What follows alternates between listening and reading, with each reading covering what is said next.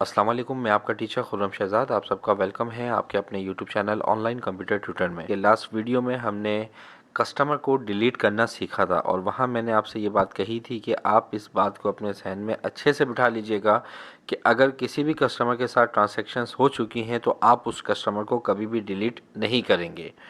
तो देखें, अब आपका एक कस्टमर है जो कि आपसे परचेजिंग करता रहा है, आपसे वो ख़रीदारी करता रहा है, लेकिन अब वो कस्टमर आपके साथ ख़रीदारी नहीं करना चाहता या आप उस कस्टमर से कोई लेन देन नहीं करना चाहते और आप चाहते हैं कि उस कस्टमर का नेम हमारी कस्टमर लिस्ट में भी शो ना हो।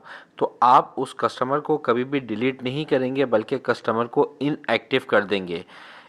कस्टमर को क्विक बुक में इनएक्टिव किस तरह से किया जाता है आज की इस वीडियो में आपको बताने जा रहा हूं। तो चलें स्टार्ट करते हैं। कस्टमर को इनएक्टिव करने के लिए आप कस्टमर सेंटर पे आएंगे। उसके लिए हम होम स्क्रीन पे ही कस्टमर पे क्लिक करते हैं। अली अहमद को हम यहाँ पर लिस्ट में से इनएक्टिव करना चाहते हैं तो राइट क्लिक करेंगे तो यहाँ आपके पास एक ऑप्शन आएगा मेक कस्टमर जॉब इनएक्टिव। इस पर आपने क्लिक कर दिया तो वो कस्टमर देखें आपकी कस्टमर लिस्ट से हाइड हो जाएगा। कभी दोबारा अगर वो कस्टमर आपसे लेन देन करना स्टार्ट कर देता है तो आप उस कस्टमर को एक्टिव करेंगे। एक्टिव करने के लिए आप क्या करेंगे, यहाँ पर आइए एक्टिव कस्टमर की टैब पर, यहाँ से ऑल कस्टमर को सिलेक्ट कर लें।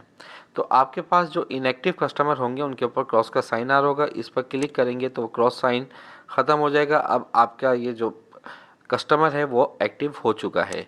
यहाँ पे क्लिक करें, एक्टिव कस्टमर पे आ जाएं तो ये देखें एक्टिव कस्टमर की लिस्ट में ये कस्टमर आ चुका है। तो उम्मीद करता हूँ कि कस्टमर को इनएक्टिव क्विक बुक में किस तरह से किया जाता है आपको समझ में आ गया होगा।